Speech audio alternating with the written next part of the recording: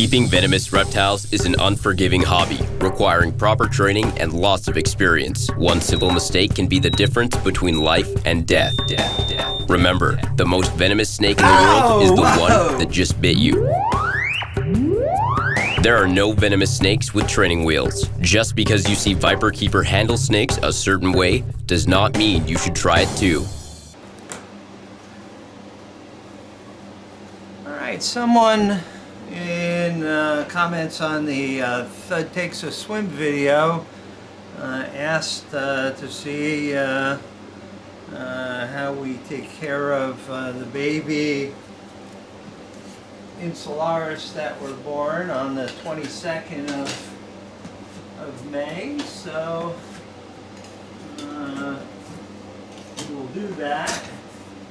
Lori and I have this methodology worked out, and for brevity and stuff we'll keep it short. We'll just show you how we do this with just a few of the animals, because it's quite tricky. It requires, we're cannula feeding the animals with a mixture that I got from my good friend Jack Vicente,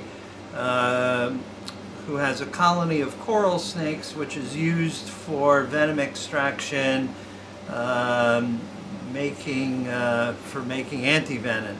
And actually, if you go through my back catalog, I visited Jack in his facility and watched him extract venom from coral snakes. It's quite interesting and informative, and he's a pro. He trained with Bill Hast at the Miami Serpentarian, so he's quite knowledgeable. So this is the setup.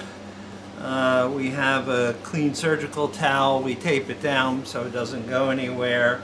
I have a pair of forceps to grab the little blighter if necessary. Lori uses his foam block to pin the little monster because it takes off like a rocket most of the time. Then I pin and I restrain the animal, and I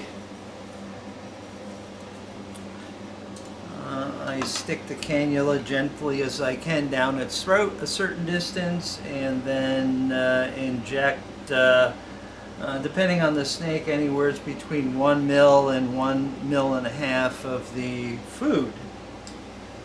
So let's get started with this.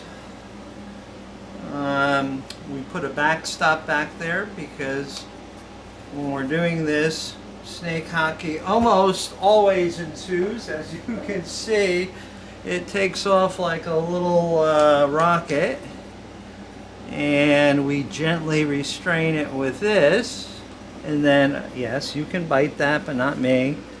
Lori releases, and then I have a very foul little critter with its head in my fingers, and you can see it in relationship to my thumb. The heads are quite small. The fangs are just waiting to grab me. So without any further ado, I will gently introduce the cannula while keeping control of the snake's. Sorry, you guys can't really see this, but I thread the catheter down 7 centimeters while Lori restrains the tail, and now we'll inject 1.5 mils. There's 1, and there's about 1/2. Good. A little bit more. Then I gently milk the little blighter as he creps all over my hands from the last feeding, and then I toss him in the bin and shut it. So that's the way it is. Now let me move the camera a little bit so you get a little bit of a different view. I see this is really decaying. Yes, yes it is. I've got a new foam block because it's sort of very, very important to have for this process. Lori and I have done this countless times, and we've determined that this is the best way to do this. Sometimes they take off, sometimes they just will sit there. But as usual, where'd the head go? There's the head. Okay, now you can't see it. Good, I got it. Or I think I got it. You can't see it, but I'll show you. We put a backstop there, a piece of plexiglass along the back ledge, so that reduces the chance of snake hockey off the rear. And he's snapping away, or she's snapping away.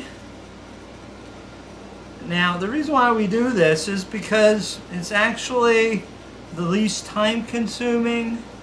Okay. The least time-consuming method, and it's certainly a method, a little bit more, more, okay, good.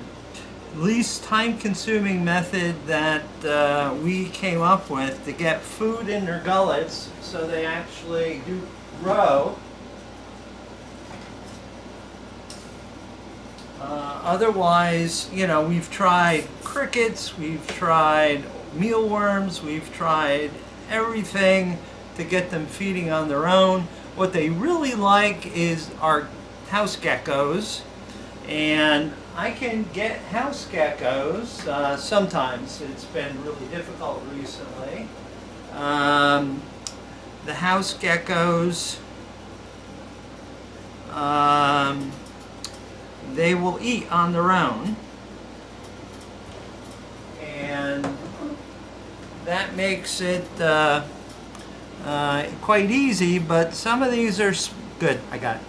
Some of these are quite small, and a house gecko, even though I get various sizes. There isn't any way to get a specific size. House geckos.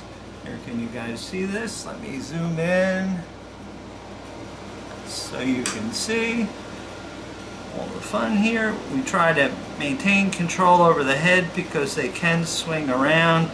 We go as gently as we can. Go ahead.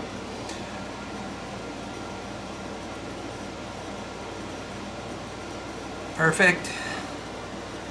We go as gently as we can. We found, and actually my friend Jack Vicente with the coral snake colony, he lubricates the cannula with the original PAM. So it works well with him, and we found it works pretty well here also. So we'll do one more on the camera, and then I think that's all we'll do for this. We've got a boatload to do, so it's just easier if I'm not trying to talk. Oh! Sometimes they will take off out of the bin and make a run for your fingers, and that's quite disturbing. Come on. Good. You know, we work as gentle as we can with the animals. Sometimes things get out of hand, though. Oh, you like that, huh, Mr. Fang here? Come on, focus, you silly camera. There we go. So that's the pointy end of these little beasties. Now, another thing before I end the video, since we're only going to videotape 4 of these because this will take us quite some time. Okay, good. It's half. Keep going. Keep going. Push it right to the line. That's good. Some people have made comments on recent videos. You know, we have snakes and we have them in cages, and they commented the fact that, wow, these cages are a bit small for the snake. Well, you know, this is just the way it is in the reptile community. I tried to give them the most space I possibly can. That's why I sent Elvis off to the zoo, and I've sent other animals that have grown quite large off to the zoo so they have space. You know, if you go to any zoo or aquarium that keeps snakes, a lot of the snakes are kept in bins and relatively small cages. It's a matter of space. So I don't particularly like it, but this is the way things go. And then finally, I'd just like to thank people who have sent donations to al@viperkeeper.com. 200 adult mice cost me $200 recently. 6 bags of substrate to clean cages used to cost me about $150. It's now over $200. So all the contributions that you folks send certainly help keep the lights on and things happening here at the lair. I hope you enjoyed that. Now Lori and I have to go and do the whole bunch of that we haven't done before this week. We'll do this for a couple of weeks until they get a little bit more size and I get a resupply of house geckos, and then we'll try offering them house geckos. Take care.